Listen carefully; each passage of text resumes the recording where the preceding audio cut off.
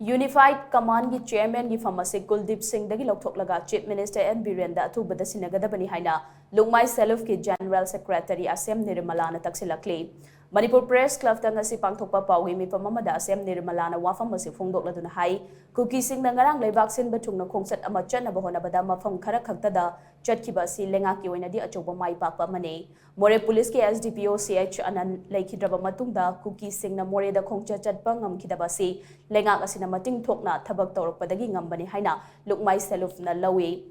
Lengang na war on drugs ki kongjang saksilakpada LUKMAI SELLUP na mapung phana sagatki makhata na su sagatki gani hena maru oiriba wafam de lengang asi matam khudingmakta chaiduna laibagi mahuta lengang asina afaba thabak tawrokpada madu khangba amadi thagatpagi tangai fadaba lei lengang asina hojik popi pambi yanthatpagi thabak paikhatliba si yamna phaba khongthang amane khongthang sing asi changchilakpada Unified Command ki Chairman Kuldeip Singh na oibagi mahuta Chief Minister and Biren oibagi tangai fadaba lei maramaduna athuba matamda Unified Command ki Chairman gi Pham Asi Chief Minister and Biren da sinadrabadi LUKMAI SELLUP na miyamga loina na akan makhongjang saksilagani haina mahakna cheksin wa thamlakli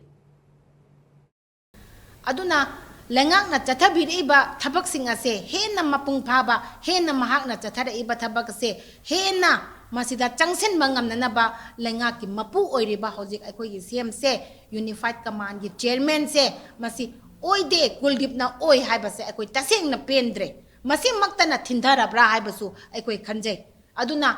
Kuldeip ta chairmanship se impose tobal laitaraga di Kuldeip se lokthok piyo Kuldeip tagi lokthok aga aikoi gi CM da sinabiu chairmanship adu matamda hojik thoiba aikoi gi wathok ase athuba matamda koi CM loisan mangam gani haibase aikoi na thajaba thami